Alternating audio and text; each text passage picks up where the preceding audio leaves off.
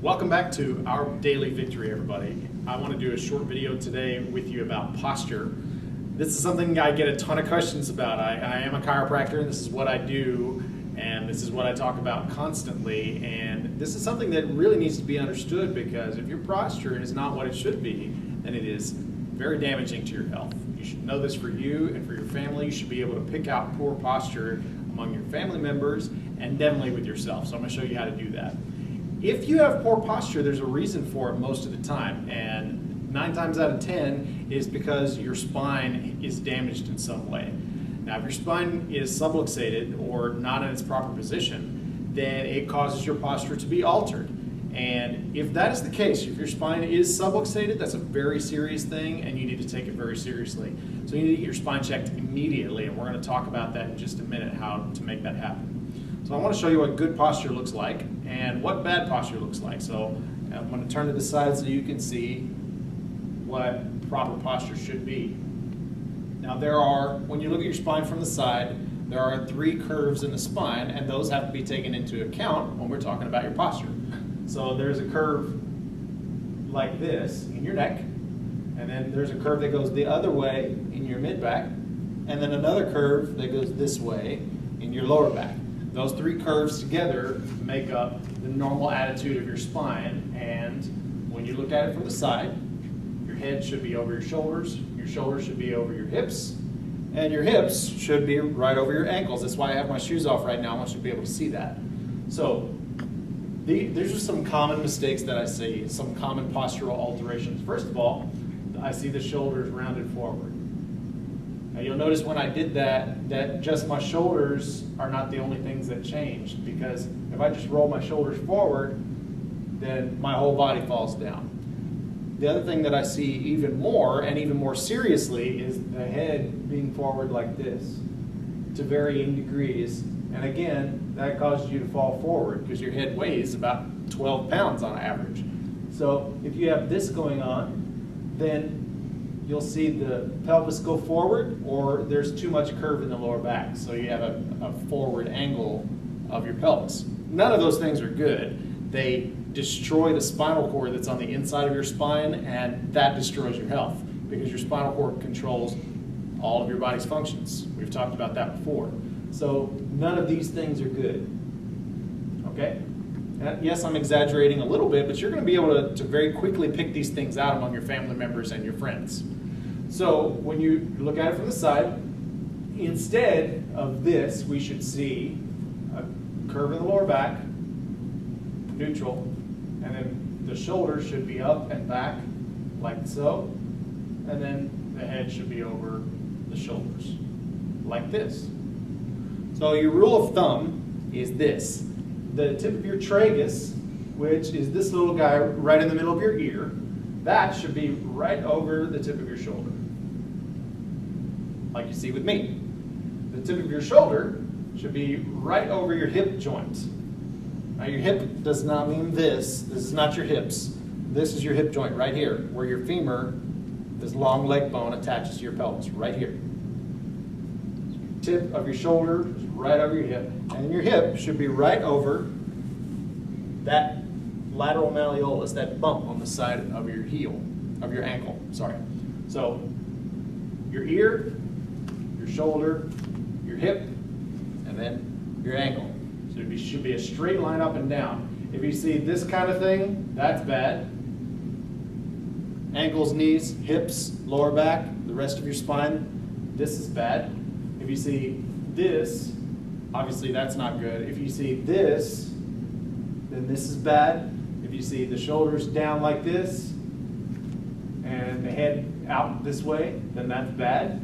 If you see this, then that's bad. Now, why would I point those things out to you? Because kids are spending hours and hours and hours a day in postures just like that, and it's destroying their health. It's destroying their nervous system, and we can't be having that, so we got to fix those things. So the way you want to fix your posture, whether you're standing up or whether you're sitting down, is to have a nice strong arch in the lower back here, shoulders rolled back, dropped in their sockets like so, and then the head up over the shoulders. This is what we need to see. Okay? when you look at somebody's posture from the front, you should see level shoulders, level pelvis. None of this tilted stuff, none of these things. You want to see a level pelvis, level shoulders, and the top of the ears, sometimes the ears are shaped a little bit differently, but you can tell very easily if somebody's head is tilted to one side. So we don't want to have that. Also, you don't want to see their head shifted over to one side, or their pelvis, or sorry, their rib cage, not their pelvis, their rib cage shifted on top of their pelvis like this. You see that pretty frequently. So you don't want to see any of those things. So watch for that in the posture. I'm going to take a chair here. When you're sitting down, which unfortunately a lot of us do 8, 10, 12 hours a day if we have desk jobs, then you need to pay attention to your posture even more. So when I'm sitting down, the same thing is true. I need to have those 3 curves in my spine. So this is what most people are doing for 8, 10, 12 hours a day. I'm going to stand back up, and this is what it looks like. We already talked about how bad that is. So let's sit back down. 3 steps. We're going to arch the lower back, roll the shoulders back, drop them in their sockets here, and then head comes up over the shoulders. This is proper posture. Now, I get a lot of questions about the height of your seat. It should be a little bit higher than this one is right here, so that your knees are, your hip joint is at 90 degrees or slightly down, like that. And then your knees should be pointed down slightly like this, 90 degrees or just a little bit out like that. That helps to keep a lot of pressure off of your lower back, helps you to maintain proper position of your spine, and it also helps you to not fatigue so quickly while you're at your desk at work. So if you're sitting in this proper posture and your monitor is down here, then that's going to draw you in like a magnet. It's literally like a moth to a flame. If your monitor is down here, then it draws you in, it sucks you in. So you may start out your day looking like this, but you end up your day looking like this, and it destroys your health. So we can't have that. So what are you going to need to do? You're going to need to elevate your monitor. Take all those textbooks from college that you're never going to look at again and put them underneath your monitor where they'll do you some good. If you have a laptop that you use primarily, then elevate your laptop and spend $10 and get yourself an external accessory keyboard and plug it into the USB port on your laptop so that you have your laptop elevated and you got your keyboard down here. That's a very easy thing to do. So if your monitor is elevated properly, then you're less tempted to droop down into this posture like that in a seated position. So the rule of thumb with that is to have the bottom half of your monitor at eye level, right at eye level. Not the top half, but the bottom half. That actually means you're going to have to elevate your monitor quite a bit. And you may have some challenges with that at your work. You may need to talk to your supervisor about that. We here are always happy to help you and provide documentation for that. A lot of times they request that from your physician, and we're happy to do that. If you're in another city or state, another part of the world, then we'll find somebody that can help you with that as well. But remember, same rule of thumb, your ear, your shoulder, and your hips.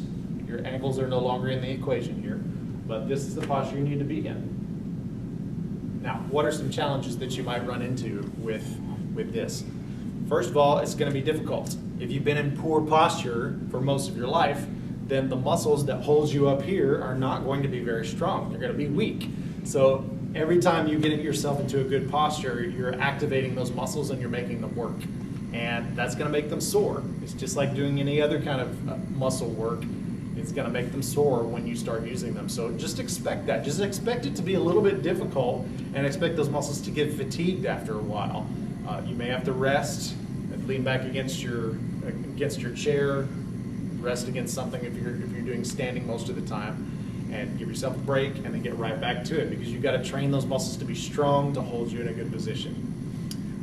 Some other things that you may come up against is habits. Now, there's a lot of different activities that we engage in that can cause poor posture without us even realizing it. I see this a lot with people that keep house. They vacuum in poor posture. I'm going to stand back up again. They vacuum in poor posture, like so. They do dishes in poor posture. They cook and a lot of activities in the kitchen cause poor posture. The head is down like this, destroying the curve of the neck for an extended period of time. We can't have that. So you're going to have to pause frequently and stretch your spine into a good position and reverse the damage that you're doing. And try to do things in a position where you're not leaning forward as far. So you may have to get yourself right up against the counter when you're cooking or when you're doing dishes. Just put a towel against that counter so you don't damage your clothes, or use an apron and get right against the counter, and that'll prevent you from having to lean forward like this. When you vacuum, you may have to bend your knees a little bit more. You get the idea. You have to modify the activities that you're doing so you're not constantly damaging your spine. So these are some things that I see commonly with posture. You got to start getting this in your head, because if you're chronically in poor posture, then you're chronically destroying your spine. Now, what do you do if you see this? Well, it's a way bigger deal than you probably realize, and you got to get it checked immediately. So here at Victory Chiropractic, that's what we specialize in. We're here in San Antonio, Texas. You can contact us here at our clinic very easily, and if you go to ourdailyvictory.com, which is where you're seeing this video most likely, there's a link to Victory Chiropractic right there on our website, and you can get all the information you need about getting yourself checked. You want to get your posture examined, you want to have an examination from a qualified doctor, maybe even some x-rays if it looks like the problem has been there for quite some time. If you're watching this video from somewhere else in the world, you want a qualified physician in your area, still go ahead and contact us here at our clinic, and we'll find somebody that's close to you. We want to make sure you get the very best attention possible. This has been your tutorial video about posture. Once again, don't forget to go to ourdailyvictory.com. While you're there, sign up for the newsletter so you don't miss any of our updates and all the great resources that we have available to you. And we'll see you next time.